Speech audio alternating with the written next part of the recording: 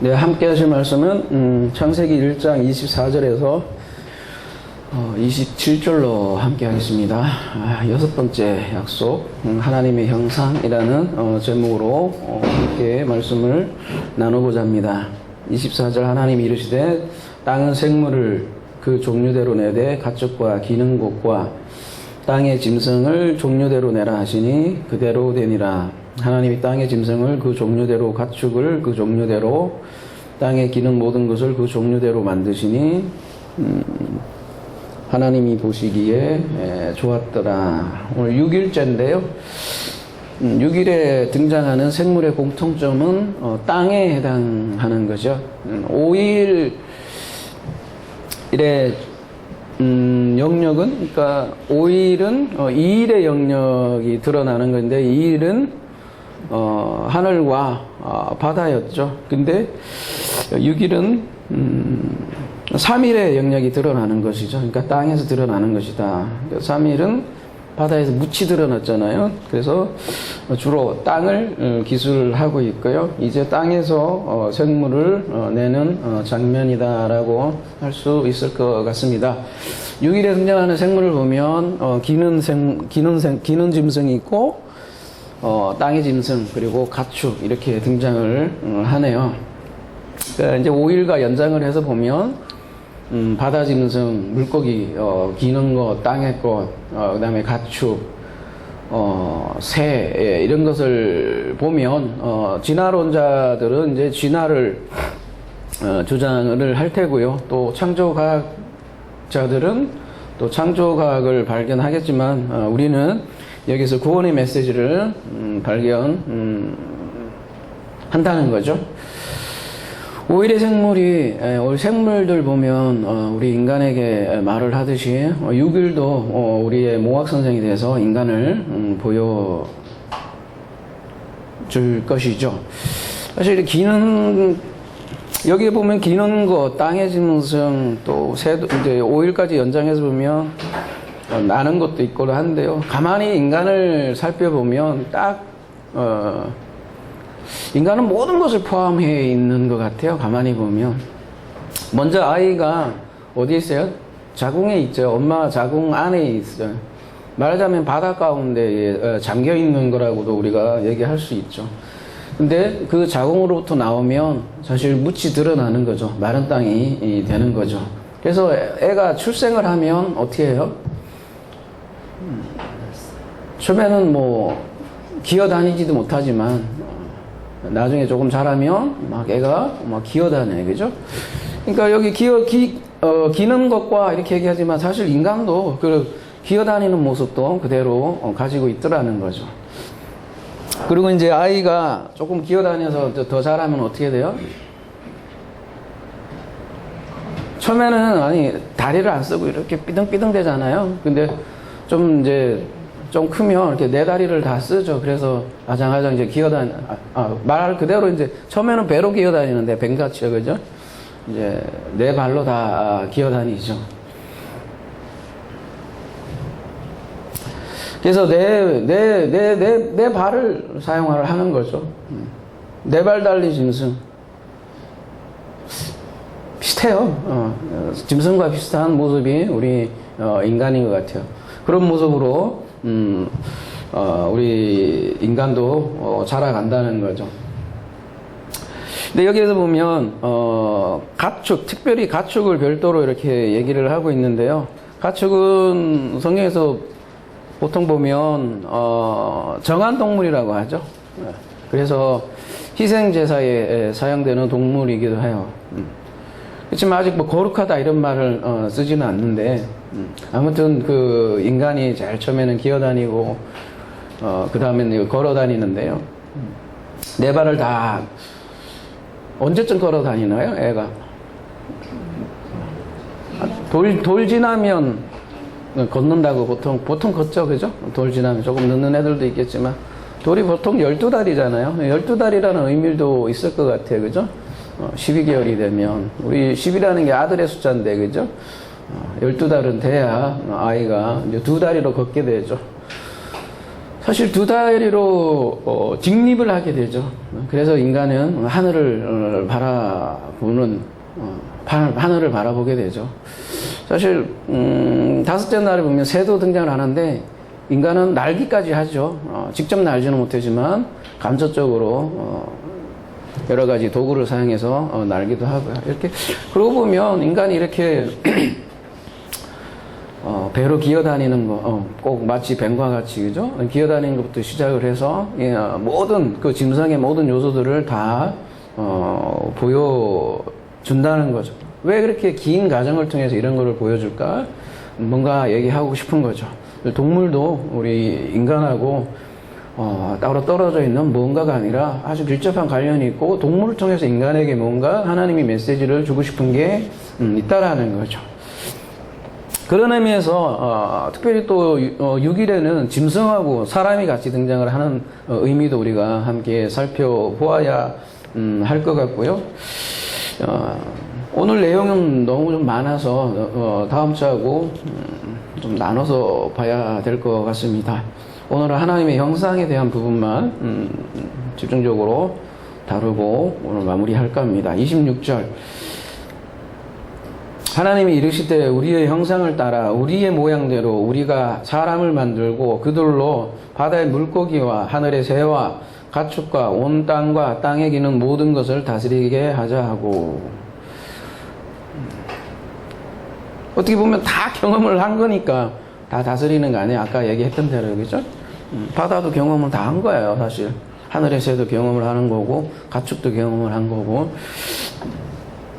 여기서 처음으로 사람이라는 이제 단어가 나오는데 아담 120번 스트롱 코드를 가지고 있는 이 사람이 처음 등장을 합니다. 근데 여기 표현이 아주 의미심장한 표현이 있는데 우리의 형상을 따라 우리의 모양대로 우리가 사람을 만들자 이런 표현이 나와요. 우리라고 하면 누군가 있으니까 우리라고 하는 거잖아요. 독백의 표현은 아닌데 도대체 우리란 누굴까? 사실 엘로힘이라는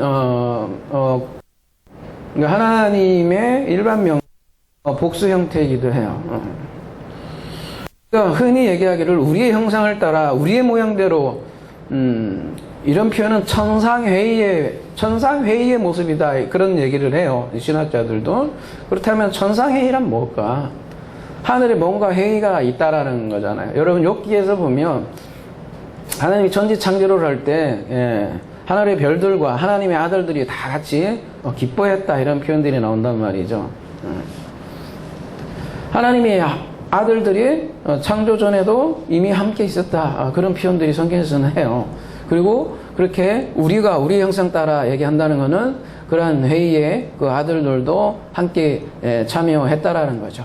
그게 엘로힘의 뜻이기도 했다라는 것이 창세기 1장 1절 강의할 때 했었던 것 같아요.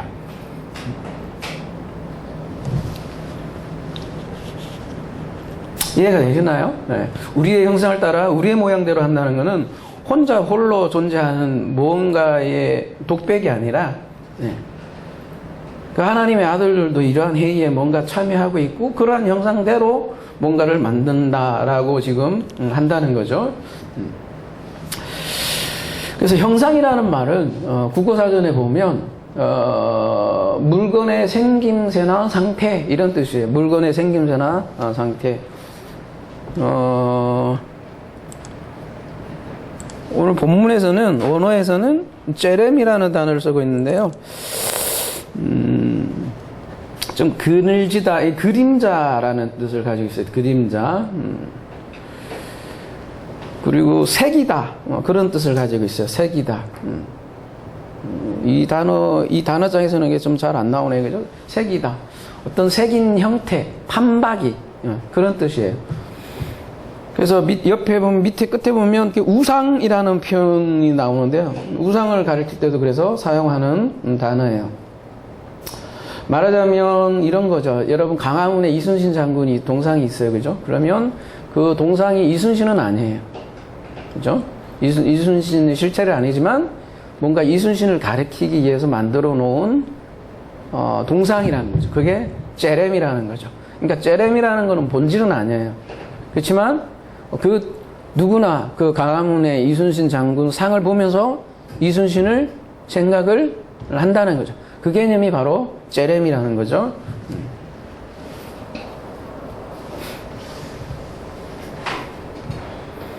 그게 형상이라는 말이고요. 도장으로 얘기하면 도장을 딱 찍으면 그 도장이 원형이고 그 찍힌 그 도장인은 사실 실체는 아니라는 거죠. 그렇게 이해하면 되는 단어가 제렘이에요. 제렘. 그게 형상이라는 거고요. 뭔가 새겨진 것. 근데 그것을 성경에서는 또 우상이다. 진짜 상은 아니라는 거죠.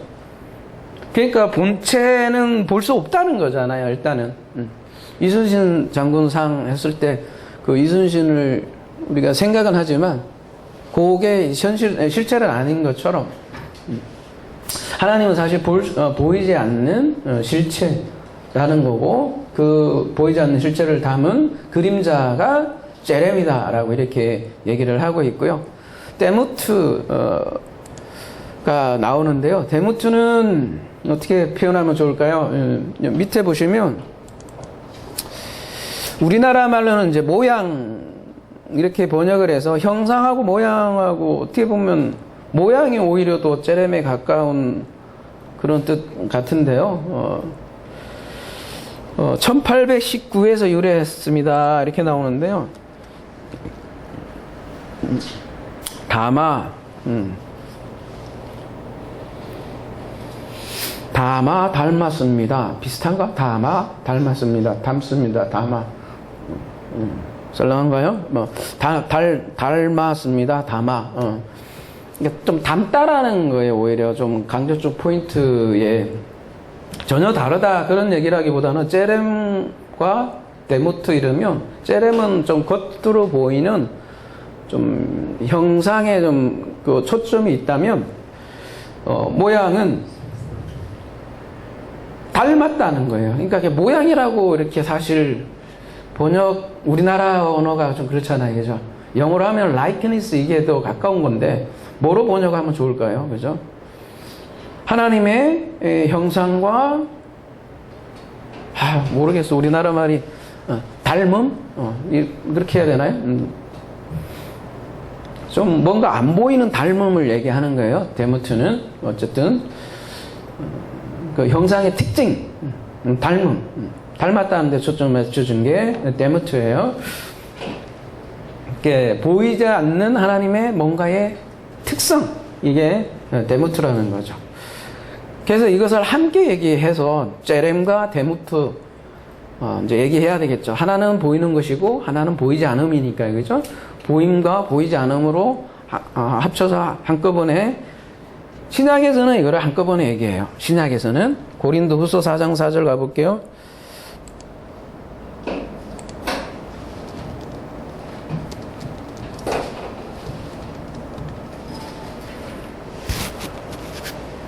그 중에 이 세상의 신이 믿지 아니하는 자들의 마음을 혼미하게 하여 그리스도의 영광의 복음의 광채가 비치지 못하게 함이니 그리스도는 하나님의 형상이니라.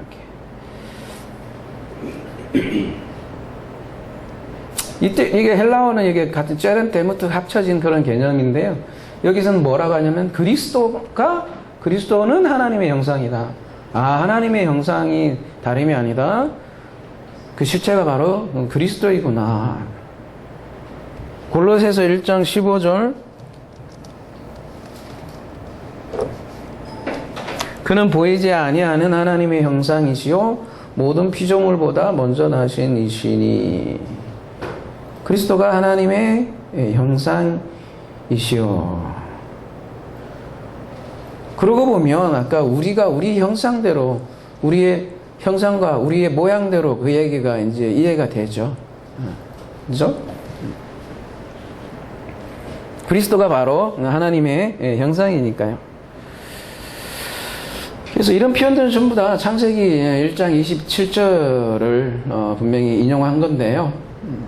그리스도가 하나님의 형상으로 우리에게 제시하고 있더라는 거죠.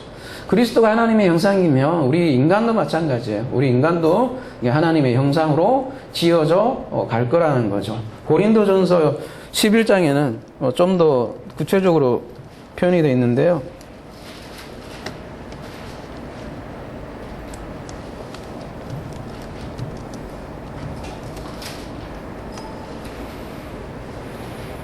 남자는 하나님의 형상과 영광이, 그러면 여자는 아니요? 그죠? 그 머리를 마땅히 가리지 않거니와 여자는 남자의 영광이라. 3절 한번 가볼게요. 그러나 나는 너희가 알기를 원하노니 남자의 머리는 그리스도요 여자의 머리는 남자요 그리스도의 머리는 하나님이시라. 그러니까 남녀 차별을 얘기하는 게 아니라 그리스도와 우리 교회 관계를 얘기를 하고 결국에 우리의 머리는 하나님이다라는 것을 알려주려고 하는 얘기죠. 근데 아까 몇 절이에요? 3장 18절에 몇 장 몇 절이었죠 아까? 7절이요. 7절에 남자는 하나님의 형상이다. 그리고 하나님의 영광이다. 이렇게 얘기를 하고 있네요. 다른 말로 하면 그리스도가 하나님의 형상이라는 얘기고 남자는 그리스도의 형상이다. 그 여자는 그러면 형상 아니냐? 마찬가지로 하나님의 형상이라는 얘기죠. 우리가 우리 형상을 따라 사람을 그래서 만드는 것은 그리스도의 형상을 따라 사람을 만드는 장면이라 얘기를 할 수 있는 거죠. 그리고 사람의 최종 목적은 하나님의 그리스도의 형상이다라는 거죠. 로마서 8장 29절 볼게요. 하나님이 미리 아신 자들을 또한 그 아들의 형상을 본받게 하기 위하여 미리 정하셨으니 이는 그로 많은 형제 중에서 아들 되게 하려 하심이니라. 따라서 하나님의 형상대로 사람을 창조했다는 말은 그리스도의 형상으로 만들기 위함이다 라고 로마서 8장에서는 얘기를 하고 있고요. 우리도 나중에는 그리스도와 연합할 때 하나님 형상에 참여한다는 말이죠.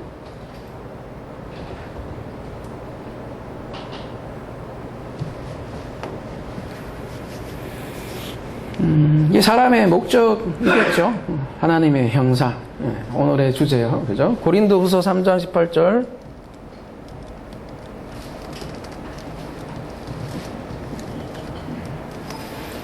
우리가 다 수건을 벗은 얼굴로 거울을 보는 것 같이 주의 영광을 보매 그와 같은 형상으로 변하여 영광에서 영광에 이르니 곧 주의 영으로 말미암으니라. 골로새서 3장 10절. 새 사람을 입었으니 이는 자기를 창조하신 이의 형상을 따라 지식에까지 새롭게 하심을 입은 자니라.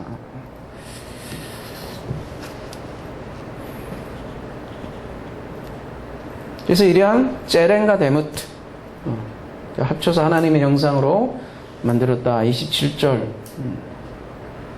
다시 돌아갈게요. 그래서 사람을 만들 그들로 바다의 물고기와 하늘의 새와 가축과 온 땅과 땅에 기는 모든 것을 다스리게 하자 하고 동물들을 다스리는데요. 이 부분은 다음 주에 해야 될 것 같아요.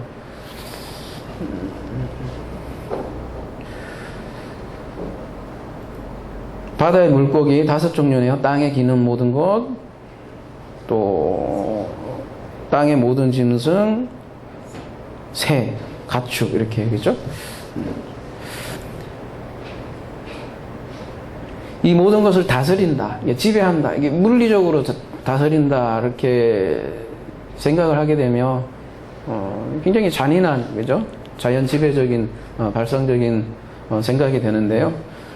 그렇게 짓밟고 정복하고 그런 뜻이 아니라 여기 하나하나의 동물들에도 다 메시지가 있죠. 그래서 사도 바울도 그래서 비유로 이렇게 얘기를 하죠. 고린도전서 15장 39절 가볼게요. 육체는 다 같은 육체가 아니니 하나는 사람의 육체요 하나는 짐승의 육체요 하나는 새의 육체요 하나는 물고기의 육체라. 하늘에 속한 형체도 있고 땅에 속한 형체도 있으나 하늘에 속한 것이 그래서 영광이 따로 있고 땅에 속한 것의 영광이 따로 있으니 또 해하고 달과 별도 심지어 얘기하면서 해의 영광이 다르고 달의 영광이 다르고 별의 영광이 다른데 별과 별의 영광이 다르도다. 그러니까 사람을 비유해서 하는 얘기예요. 이것도 전부 다. 사람도 다 같은 사람이 아니라 다 다르다. 좀 부활장이잖아요. 부활장에서 이렇게 나오는 내용인데요. 다분히 창세기 1장을 인용하면서 비유로 이렇게 얘기하는 측면을 가지고 있죠. 근데 지금 다스리라 이렇게 얘기했을 때 26절이잖아요. 그러니까 하나님의 형상과 하나님의 모양을 가질 때 모든 생물을 사실을 다스릴 수 있는 거죠. 하나님이 다양한 생물을 만드셨는데 아까도 말씀드렸듯이 우리 인간에게 이미 그래서 모든 요소를 이미 다 보여줬잖아요. 어릴 때부터 기어다니고 또 아장아장 또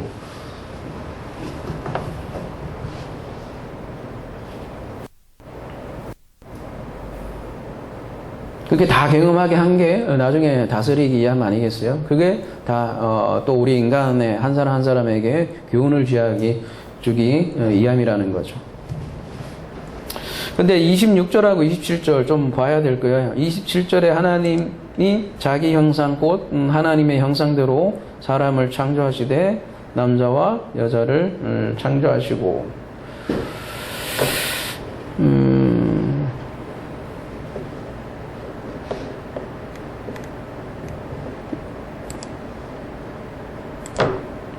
26절에는요 조금 차이가 있는데요.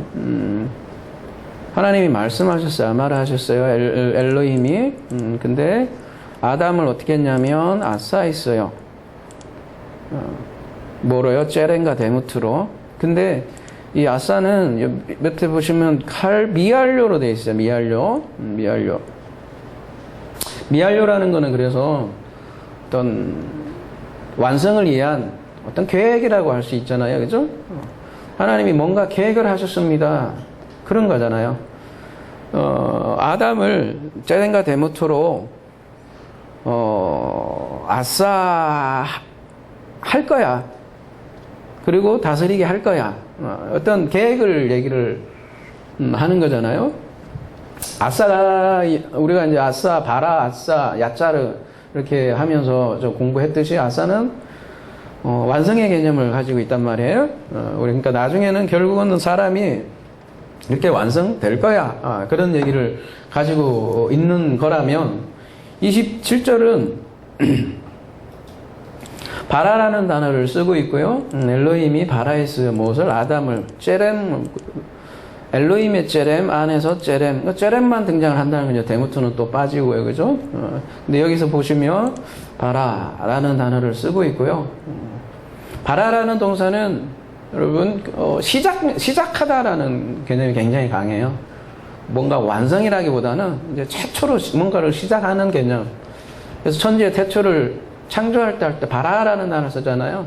그걸로 끝에서 이렇게 손 놓고 있는 게 아니라 창조를 막 이제 최초를 막 시작했다는 의미거든요. 그래서 이제 사람을 그렇게 창조하신 거예요. 근데 여기 보면 접속사 와우라고 되어 있는데 접속사 와우라고 되어 있으면 와우면 복잡한 얘기지만 간단히 얘기하면 뒤집어서 해석을 해야 돼요. 그 히브리어로는. 근데 여기는 미완료잖아요. 근데 와 이렇게 되어 있으면 완료로 번역을 해야 돼요. 언젠가 얘기한 적 있어요. 그죠? 어쨌든 앞에 26절은 계획이라면 이거는 만든 거예요. 하나님이 하신 거예요. 그래서 완료로 번역을 해서 그죠? 그래서 엘로힘이 아담을 하신 거예요. 그러니까 26절이 계획이라면 27절은 그 계획에 따라 어떻게 된 거예요? 창조한 거죠. 근데 다스리게 하자라는 거는 미하려고 계획이라면 27절은 아직 남자하고 여자를 만드셨고 창조했지만 그게 완성은 아니에요. 아직. 그러니까 이야기가 다 끝난 게 아니에요. 이게 말하자면 그 이야기는 어디에서 나오냐면 이제 2장, 3장까지 가야 남자 여자 얘기가 마무리가 되는 거죠. 예, 말하자면.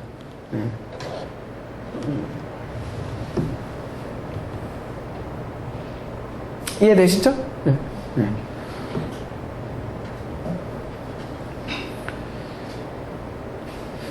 그래서 우리가 이제 다음 주에 조금 더 봐야 되긴 하지만 숫자와 여러 가지 성경의 관계를 그래서 봐야 된다는 거죠. 만약에 이게 완성됐고 이게 완벽한 남자 여자의 모델이고 조합이라면 6일째잖아요. 이 6일이 완전수가 돼야 되죠. 근데 성경은 6을 완전수로 보지는 않아요. 6을 어떤 수로 보냐면 사람의 숫자로 보죠. 근데 또한 짐승의 숫자로도 같이 본다는 거죠. 이게 굉장히 고비가 되는 숫자예요. 그죠? 6이. 666이 등장하는 것도 보면 6일이 만약에 완전수라면 666이 부정적으로 사용할 수 없는 거 아니겠습니까? 그죠? 그래서 짐승과 사람의 숫자로 같이 쓰이는 숫자가 6이에요. 남자하고 여자 얘기는 다음 주에도 해야 되겠지만 여자는 남자를 잘 만나야 돼요. 잘 못 만나면 어떻게 되냐면 그게 이제 666 되는 거죠. 네.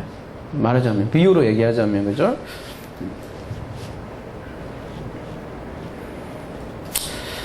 사실 그래서 짐승과 사람을 같은 반열에 놨다는 것도 굉장히 우리가 사람으로서 생각을 많이 해야 될 것 같아요. 그죠? 6일에 같이 있다니까요. 그리고 이 5가지 종류의 짐승을 다스리래요. 거꾸로 얘기하면 다스리지 못한다면 어떻게 되냐? 어떻게 보면 짐승보다 여러분 요즘 동영상 짤 동영상 많이 나오잖아요. 짐승들 행동하는 거 보면 신기할 때가 많아요. 보면 막 행동하는 게 생각을 가질다고 생각할 정도로 그죠? 그리고 여러분 짐승 키워보면 되게 막 신기해요. 다 생각하는 것 같고 그죠? 이해하는 것 같기도 하고 정도의 차이일 뿐이지. 아무튼 성경은 이 사람과 짐승을 같은 날짜에 같은 육에다가 놓았다라는 거 우리가 사람으로서 심각하게 한번 생각해 볼 필요가 있다는 거죠. 무엇이 다를까? 무엇이 다를까요? 하나님의 형상 뭐 하나가 빠져버리면 짐승보다 못할 수도 있다. 그죠? 그래도 짐승은 적어도 뭐라 합니까? 뭐라고 합니까? 본능이라고 하지만 주어진 질서대로는 움직이잖아요. 근데 사람은 안 그렇잖아요. 저는 언제 그런 거 많이 전쟁 영화를 좀 보는 이유 중에 하나가 전쟁 중에는 뭐 그런 거 없잖아요. 이런 거 뭐 따질 것도 없고 그죠? 살아남아야 하는 오로지 그 본능만 존재하는 거잖아요. 그때는 짐승과 도대체 뭐가 다를까? 그죠?